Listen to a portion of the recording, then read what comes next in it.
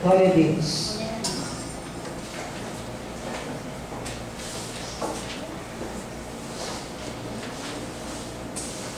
Vamos abrir nossa Bíblia hoje no livro profético de Daniel, no capítulo 9. E eu pediria à igreja que deixasse a Bíblia aberta neste capítulo 9,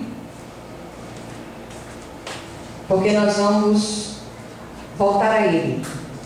Inicialmente nós vamos ler os versículos 18 e 19 do capítulo 9 do livro profético de Daniel.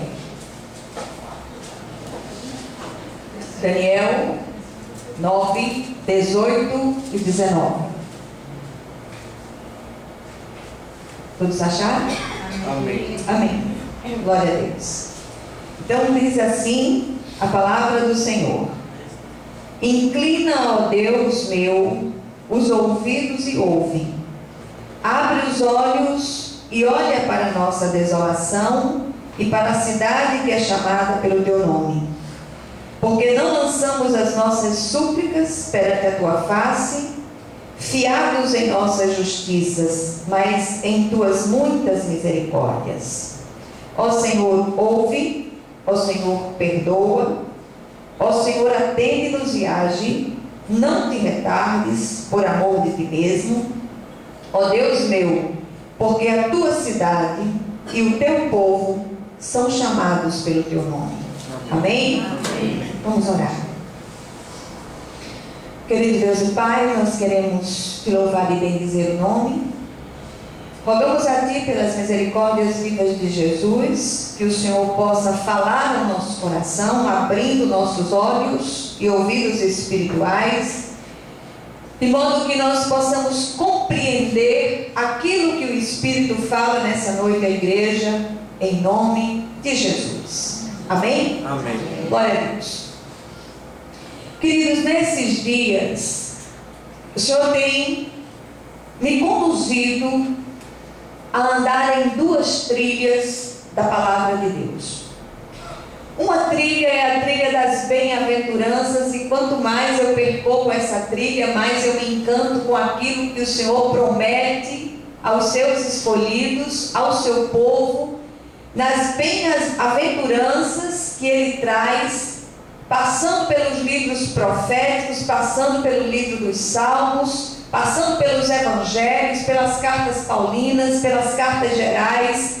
E eu tenho lido, e hoje eu estava preparando uma mensagem com as 7 bem-aventuranças do Apocalipse. Eu fiquei muito encantada com o que o Senhor promete aos seus escolhidos nesses textos.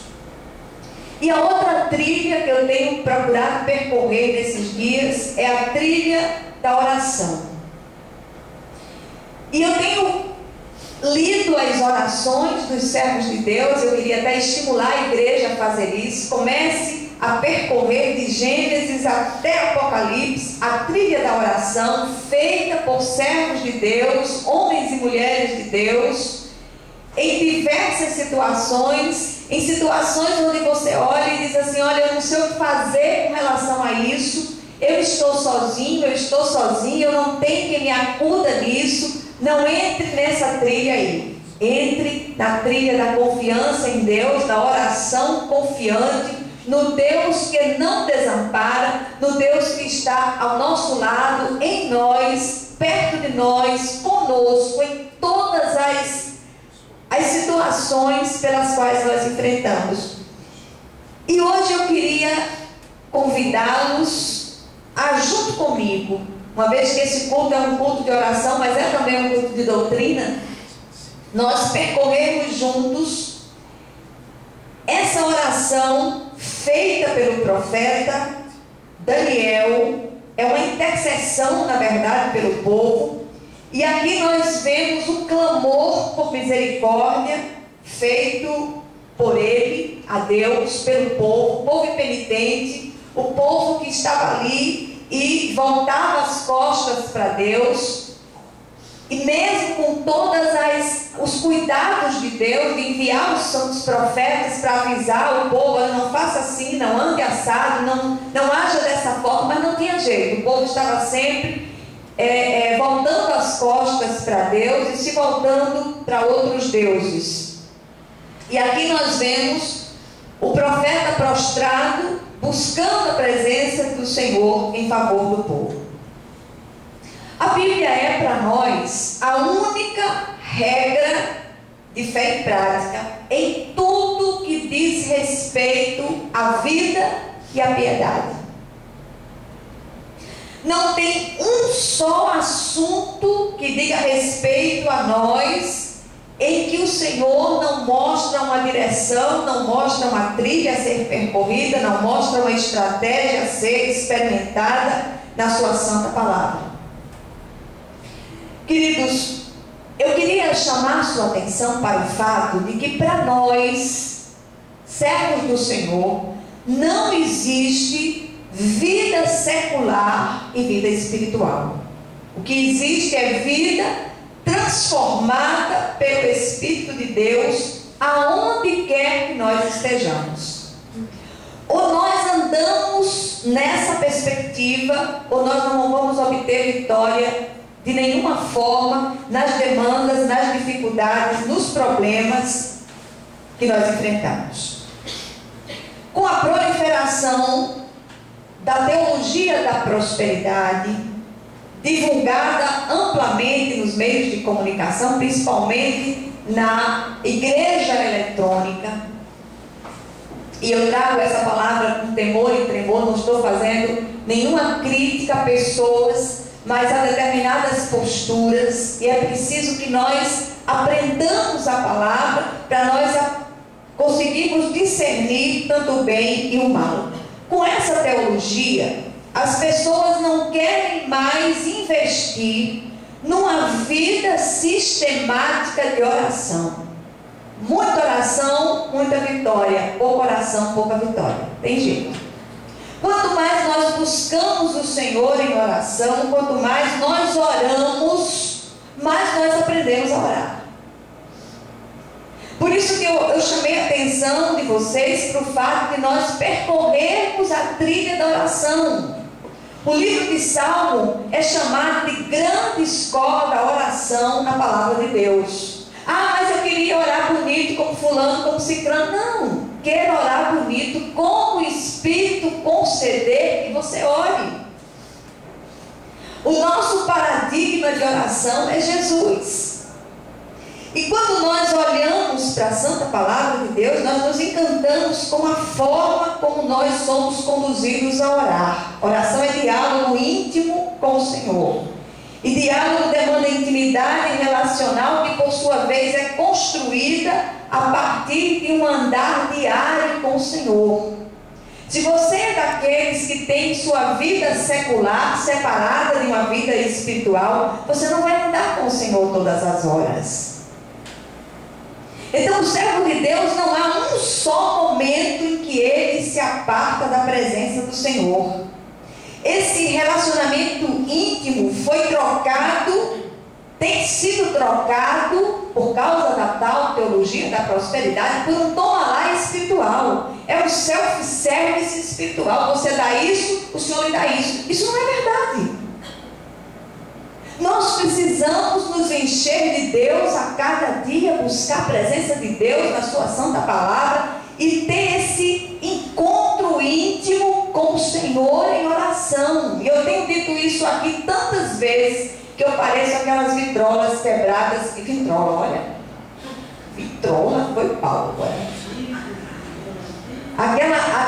Aquele CD, como é o nome do negócio hoje? Diga aí, Tiãozinho. MP3. MP3 fica arranhado? Não fica. Então não tem graça. Então é vitrola mesmo. Disco de vinil.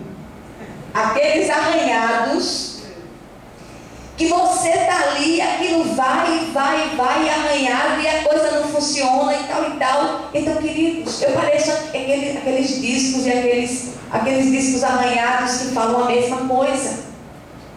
Mas o apóstolo Paulo disse que era bom para nós que ele falasse a mesma coisa, era segurança para nós que ele ensinasse as mesmas coisas. Então nós precisamos orar, nós precisamos buscar o Senhor sem intermediários, nós precisamos buscar o Senhor com toda a força no nosso coração e dizer: Senhor, tem misericórdia de mim, julga a minha causa, eu estou passando por isso, eu não tenho a quem recorrer, e o Senhor tem as palavras de vida eterna. Que nós possamos voltar às Escrituras e percorrer as trilhas da oração com o propósito de nos instruir nessa prática imprescindível na vida daqueles que se dizem servos de Deus. Então, nessa oração aqui do profeta Daniel, nessa intercessão do profeta, alguns elementos são encontrados para os que desejam experimentar uma vida eficaz de oração. E por isso que eu pedi que você deixasse a sua Bíblia aberta, para que nós pudéssemos voltar a esses textos.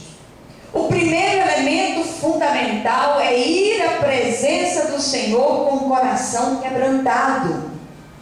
O que é um coração quebrantado? É um espírito de arrependimento. Quem é que traz para nós esse quebrantamento de espírito? Primeiro é o constrangimento de estarmos na presença do Senhor e continuarmos nas mesmas velhas práticas malignas. Não sou eu que vou dizer isso a você, não sou eu que vou apontar os seus erros, porque eu não estou aqui para isso, mas o Espírito Santo é aquele que intercede por nós com gemidos inexprimíveis, e é aquele que nos convence da justiça, do juízo e do pecado. Então, esse espírito de quebrantamento é preciso que nós tenhamos experimentado, vivenciá-lo. No versículo 3, Daniel diz assim: voltei o rosto ao Senhor Deus para o buscar com oração e súplicas, com jejum, pano de saco e cinza. O jejum, pano de saco e cinza não precisa ser necessariamente literal, mas é esse espírito de abatimento, é essa coisa do espírito que está no nosso coração. Meu Deus, tem misericórdia de mim, Senhor, entra na minha vida, como diz o cântico, muda essa situação, eu preciso da sua ajuda, eu preciso que o Senhor interfira. E eu sei que há pessoas aqui nessa noite que se sentem assim. Muitas vezes eu me sinto assim, porque eu sou feita do mesmo material que vocês, de barro, frágil. E muitas vezes há aquele momento em que nós olhamos para os quatro cantos e dizemos: Senhor, o que eu vou fazer nessa situação? Mas vá a Ele, chore na presença dEle, leve o seu coração derramado na presença dEle, e você vai ver a glória dEle descer na situação. A Bíblia diz que um coração quebrantado e contrito, o Senhor se agrada. O velho pregador do passado, chamado de príncipe dos pregadores, Charles Spurgeon, ele dizia uma coisa interessante acerca da oração. Ele diz o seguinte: a oração em si mesma é uma arte que somente o Espírito Santo pode nos ensinar. Ele é o doador de todas as orações. Rogue pela oração, ore até que consiga orar, ore para ser ajudado a orar, e não abandone a oração porque não consegue orar. Pois nos momentos em que você acha que não pode, é que realmente está fazendo as melhores orações. Às vezes, quando não sente nenhum tipo de conforto em suas súplicas, e seu coração está quebrantado e abatido, é que realmente está lutando e prevalecendo com o Altíssimo. Olha que coisa tremenda que nós aprendemos aqui. Por isso que o Senhor diz em sua palavra que esse coração quebrantado e contrito, Ele se agrada. Queridos, como é necessário que nesses momentos nós possamos nos desnudar na presença de Deus. Tira as máscaras, confesse o seu pecado, diga: Jesus, tenha misericórdia de mim, tenha misericórdia. Tem um texto que eu gosto demais dele. Esse texto está no capítulo 1 do primeiro livro do profeta Samuel, que nos mostra mais uma pessoa, mais um servo de Deus, uma serva de Deus orando, que é a mãe do profeta, Ana, a mãe do profeta Samuel. E ali é dito que ela derrama seu coração na presença de Deus, porque era mulher amargurada de espírito. Então derrame o seu coração na presença do Senhor. Muitas vezes nós queremos expor as nossas particularidades. Entre no seu quarto, fale com seu pai, ele ouve em secreto, e ali você derrama o seu coração, você fala com o seu pai, que ouve em secreto, que vê em secreto, e você vai sair dali restaurado, restaurada, em nome de Jesus. Ana saiu abençoada daquela oração. O segundo elemento fundamental que nós encontramos nessa oração, nós encontramos nos versículos 4 a 6 e 9 e 10. É reconhecer e confessar pecados diante do Senhor. Escuta só o que é que dizem esses versículos. Orei ao Senhor meu Deus e confessei e disse: Senhor, Deus grande e temível, que guardas a aliança e a misericórdia para com os que te amam e guardam os teus mandamentos. Temos pecado e cometido iniquidades, procedemos perversamente e fomos rebeldes, apartando-nos dos teus mandamentos e dos teus juízos. E não demos ouvidos aos teus servos os profetas, que em teu nome falaram aos nossos reis, nossos príncipes e nossos pais, como também a todo o povo da terra. Ao Senhor nosso Deus pertence a misericórdia e perdão, pois nos temos rebelado contra Ele e não obedecemos à voz do Senhor nosso Deus, para andarmos nas suas leis, que nos deu por intermédio dos seus servos, os profetas.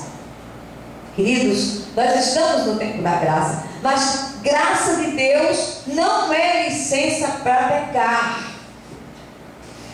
A diferença entre nós e os pecadores que ainda não foram alcançados pela misericórdia de Deus é que nós somos pecadores justificados pela fé em Cristo Jesus, mas ainda pecadores.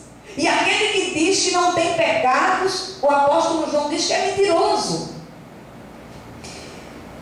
Outro dia eu ouvi um servo de Deus, não me lembro quem foi, e ele pregava e dizia que nós não precisamos mais pedir perdão por nossos pecados. Eu achei tão estranho aquilo.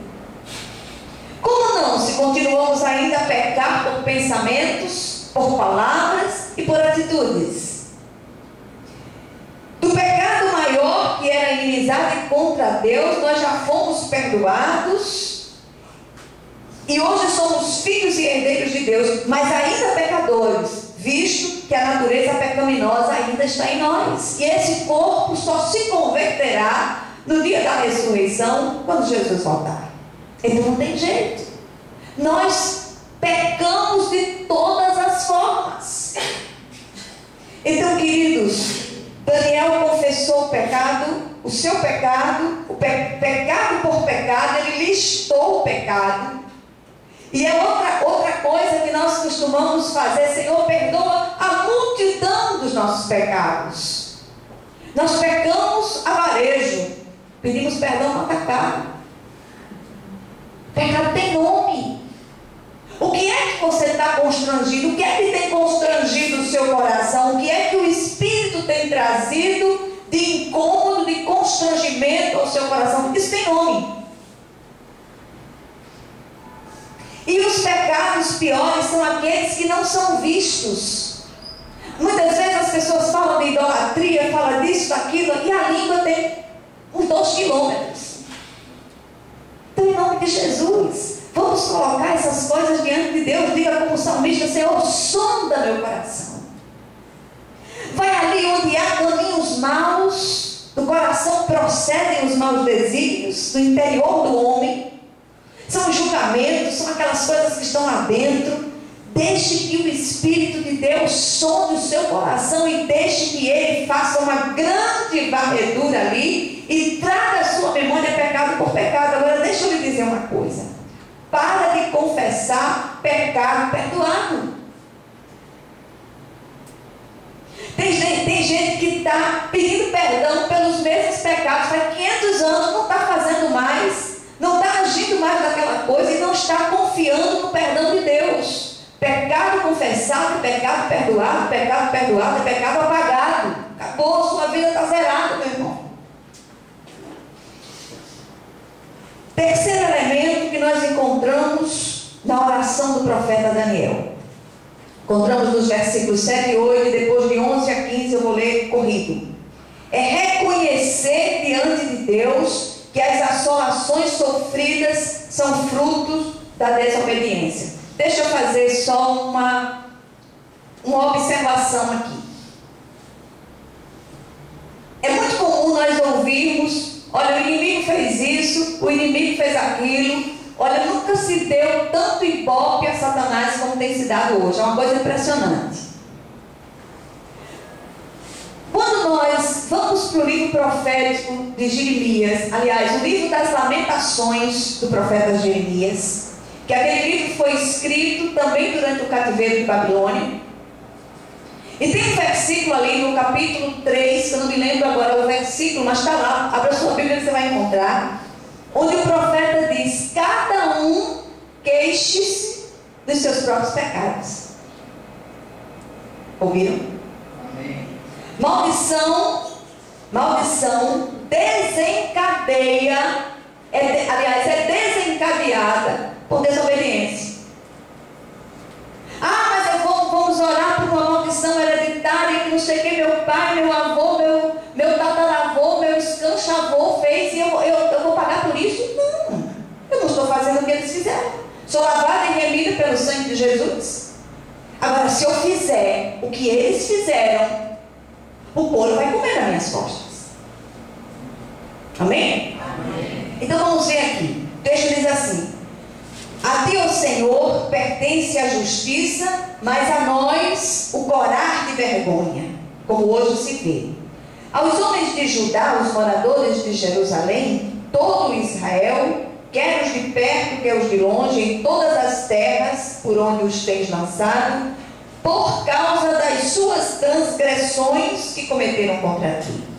Ó Senhor, a nós pertence o corar de vergonha, aos nossos reis, aos nossos príncipes e aos nossos pais, porque temos pecado contra ti.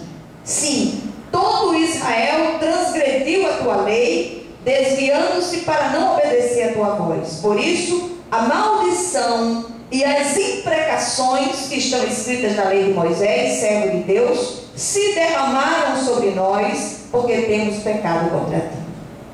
Ele confirmou a sua palavra, que falou contra nós e contra os nossos juízes que nos julgavam, e fez vir sobre nós grande mal, porquanto nunca debaixo de todo o céu aconteceu o que se deu em Jerusalém, como está escrito na lei de Moisés. Todo este mal nos sobreveio, apesar disso não temos implorado o favor do Senhor nosso Deus, para nos convertermos das nossas iniquidades e nos aplicarmos à tua verdade. Por isso, o Senhor cuidou em trazer sobre nós o mal e o fez vir sobre nós. Pois justo é o Senhor, nosso Deus, em todas as suas obras que faz, pois não obedecemos a sua voz. Na verdade, ó Senhor, nosso Deus, que tiraste o teu povo da terra do Egito com mão poderosa, e a ti mesmo adquiriste renome como hoje se vê, temos pecado e procedido perversamente. Queridos, povo de Deus perdeu a capacidade de reconhecer que determinadas coisas são consequências de seus atos. Satanás não cria, mas ele está ali pronto para estimular qualquer prática que seja contrária à vontade de Deus. E todas as vezes que nós damos ouvidos a ele, nós entramos em rota de colisão com a bênção de Deus. Em rota de colisão, nós trombamos com a bênção de Deus. Ele não traz essa bênção sobre nós. Amém? Então, em nome de Jesus, que nós possamos buscar a presença do Senhor e que possamos ir ao encontro da bênção de Deus e não trombar com ela e cair fora. O quarto elemento que nós encontramos aqui, nós encontramos dos versículos 16 a 19, que é clamar ao Senhor confiados na misericórdia dele, não nas nossas próprias justiças, porque a nossa justiça, ela é comparada, as nossas justiças, elas são comparadas a trapos de imundícia. Então, se, como dizia Spurgeon, se as nossas justiças são comparadas a trapos de imundícia, faça ideia as nossas injustiças. Misericórdia, né? Então, vamos ver o que ele diz. Ó Senhor, segundo todas as tuas justiças, aparte-se a tua ira e o teu furor da tua cidade de Jerusalém, do teu santo monte, porquanto por causa dos nossos pecados e por causa das iniquidades de nossos pais, se tornaram Jerusalém do teu povo opróbrio para todos os que estão em redor de nós. Agora, pois, ó Deus nosso, ouve a oração do teu servo e as suas súplicas, e sobre o teu santuário assolado faze resplandecer o rosto por amor do Senhor.